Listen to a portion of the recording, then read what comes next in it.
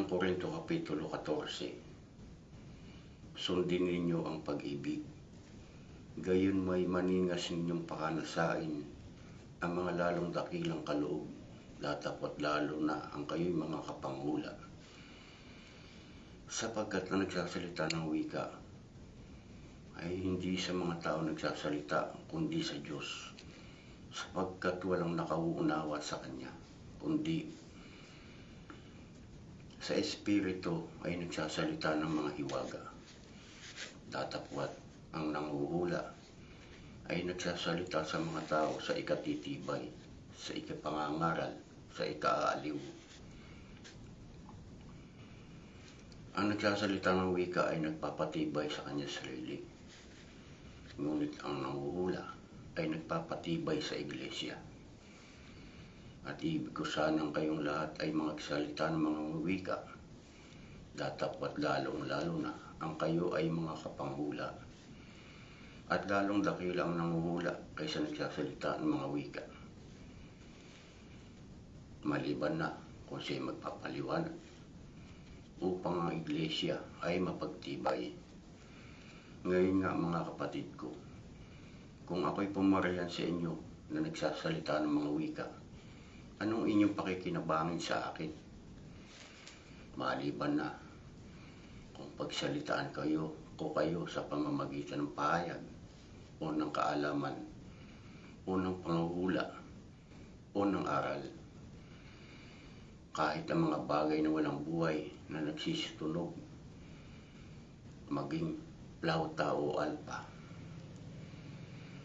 Kung hindi bigyan ng pagkakaiba ang mga tunog, paanong malalaman kung ano ang tinutugtog sa plauta o sa alpa?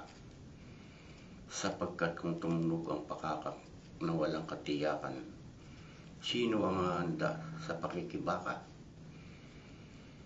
Gayon din naman kayo. Kundi ipinangungusap ninyo ng tila ang mga bagay na madaling maunawaan. Paanong matatalos ang inyong sinasalita sapagkat sa hangin kayo magsisipagsalita? Halimbawa, mayroong mga iba't ibang tinig sa sanlibutan at walang hindi may kahulugan. Kung hindi ko nga nalalaman ang kahulugan ng tinig, ako'y magiging barbaro sa nagsasalita.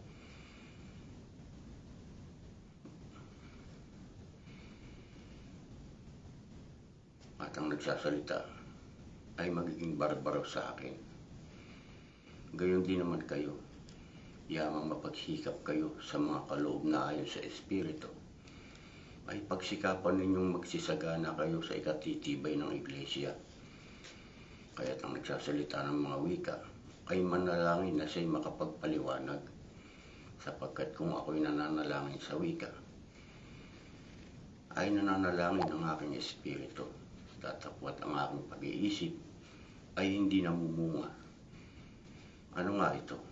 Mananalangin ako sa espiritu, at mananalangin din naman ako sa pag-iisip. Aawit ako sa espiritu, at aawit din naman ako sa pag-iisip.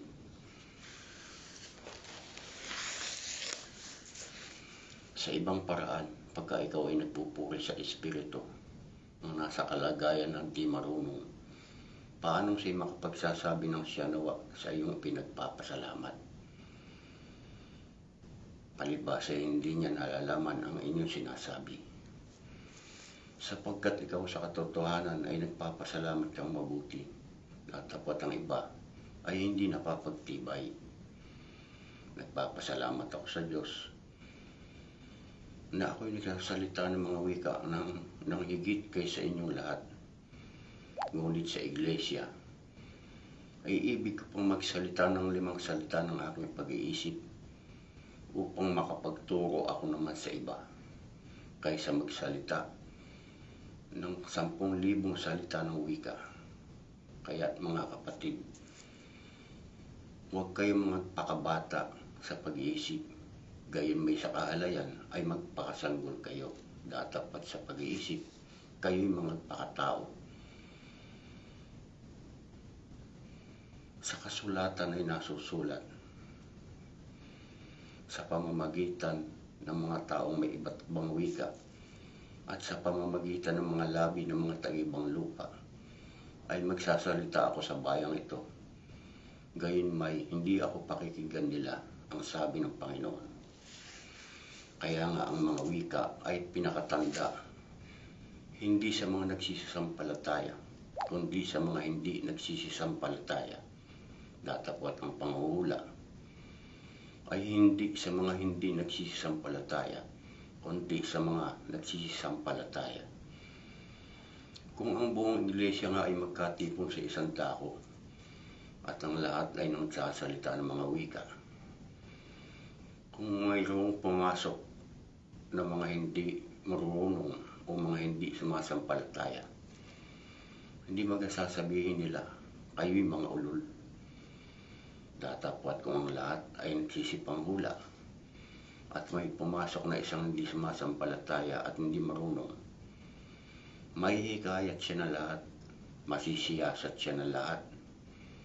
Ang mga haka ng kanyang puso ay nahayag, at kung gayoy magpapatira pa siya at sasamba sa Diyos, na sasabihin, tunay nga ang Diyos ay nasa gitna ninyo.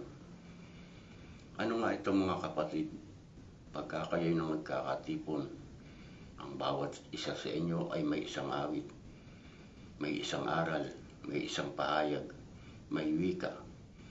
Gawin ninyo ang lahat ng mga bagay sa ikatitibay. Kung ang sino man ay nagsasalita ng wika ay maging dalawa o huwag higit sa 3 at sunod-sunod, at ang isa'y magpaliwanag. Datapwat kung walang tagapagpaliwanag, ay tumahimik siya sa iglesia at siya'y magsalita sa kanyang sarili at sa Diyos. At ang 2 o 3 propeta ay magsipagsalita, at ang iba na may mga siyasat. Datapat kung may ipinahayag na anuman sa isang nauupo, tumahimik ang nauna, sapagkat kayong lahat ay makapanguhulang isa-isa, upang ang lahat ay mga tuto at ang lahat ay mga aralan. Ang mga espiritu ng mga propeta ay nasasakupan ng mga propeta, sapagkat ang Diyos ay hindi Diyos ng kaguluhan, kundi ng kapayapaan, na gaya naman sa lahat ng mga iglesia ng mga banal. Ang mga babae ay tumahimik sa iglesia, sapagkat sila'y walang kapahintulutang magsalita, kundi sila'y pasakop, na gaya naman ng nasusulat sa kautusan. At kung meron silang ibig maalamang anumang bagay, ay magtanong sa kanilang asawa sa bahay, sapagkat mahalay na ang babae ay magsalita sa iglesia. Ano, lumabas baga sa inyo salita ng Diyos o sa inyo lamang dumating? Kung iniisip ng sino man na siya'y propeta o ayon sa Espiritu, ay kilalanin niya ang mga bagay na sa inyo isinusulat ko na pawang utos ng Panginoon. Datapwat kung ang sino man ay mangmang, ay manatili siyang mangmang.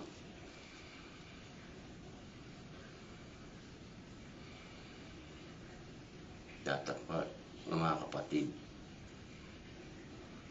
maningas ninyong nasain ang kayong mga kapanghula, at huwag ninyong ipagbawal ang magsalita ng mga wika. Datapwat gawin ninyong may karapatan at may kaayusan ang lahat ng mga bagay. Hanggang dito na lamang po, sa Diyos pong karangalan at kapurihan magpakailanman. Maraming salamat po sa inyo. Huwag po ninyong kalimutan mag-like, mag-comment, at pakishare na rin po, at mag-subscribe na rin po kayo. Hanggang sa muli ko pong live broadcast. Maraming salamat po.